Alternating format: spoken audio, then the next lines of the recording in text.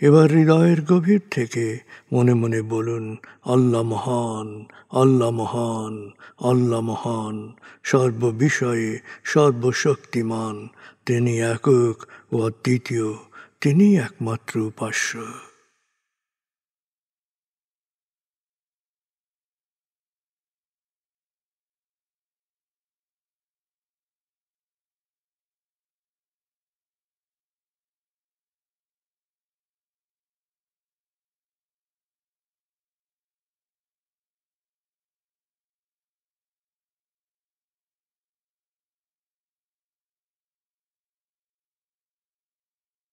হৃদয়ের গভীর থেকে প্রার্থনা করুন, হে আল্লাহ, তুমি আমাদেরকে বিশ্বাসী, সৎকর্মশীল, সংঘবদ্ধ মানুষ হিসেবে কোয়ান্টাম ফাউন্ডেশনে একাত্ম করেছ। হে আল্লাহ, কোয়ান্টাম ফাউন্ডেশনকে এ যুগের আলোকবর্তিকা হিসেবে, সহস্রাব্দের বাতিঘর হিসেবে কবুল করো। কোয়ান্টাম ঘরে ঘরে, মেডিটেশন ঘরে ঘরে এ অনুরণন সার্থক করো।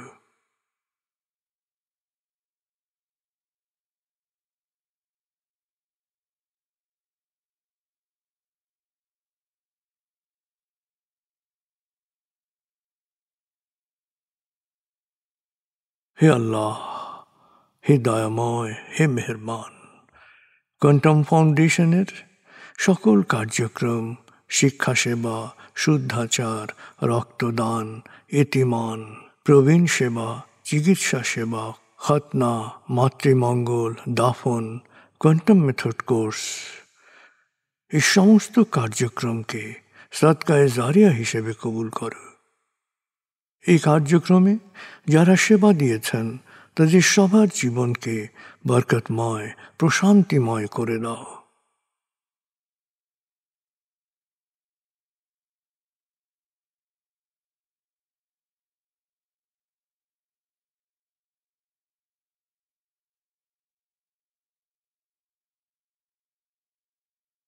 হে আল্লাহ, গত ৩০ বছর ধরে ফাউন্ডেশনের কাজগুলোকে গতিশীল রাখার জন্যে যারা নিয়মিত দান করেছেন, যারা এককালীন দান করেছেন, যারা জাকাত দিয়েছেন, যারা স্থাবর অস্থাবর সম্পত্তি দান করেছেন, তাদের সবার দানকে তুমি সৎ দান হিসেবে কবুল করো, সদকায়ে জারিয়া হিসেবে কবুল করো।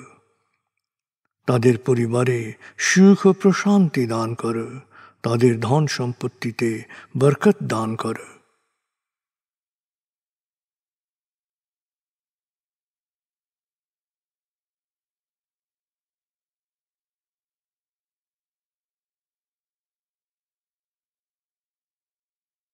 এবার দেশের জন্য দোয়া করুন। হে আল্লাহ, দেশের প্রতিটি মানুষ যেন প্রজ্ঞাপূর্ণ সিদ্ধান্ত নিয়ে নিজের কাজ সবচেয়ে ভালোভাবে করতে পারে, সবাইকে সে তৌফিক দাও। হে আল্লাহ, তুমি আমাদের তোমার বিশেষ অনুগ্রহ ভাজন জাতিতে পরিণত করেছ, অফুরন্ত অনুগ্রহ সম্পদ দিয়েছ, বিশ্বকে বিভিন্ন ক্ষেত্রে নেতৃত্ব দেওয়ার মতো মেধা ও মস্তিষ্ক দিয়েছ।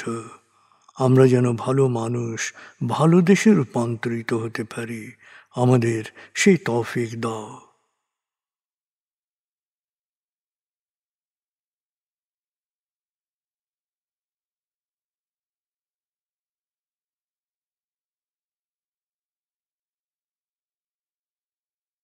ভালো মানুষ, ভালো দেশ, স্বর্গভূমি বাংলাদেশ।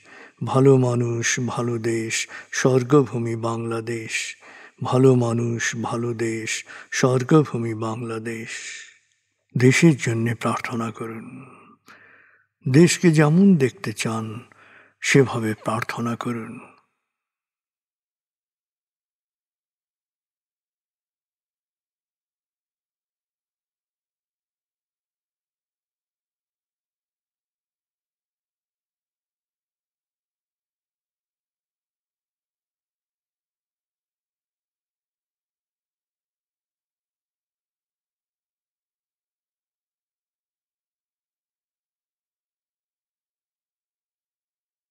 হে আল্লাহ,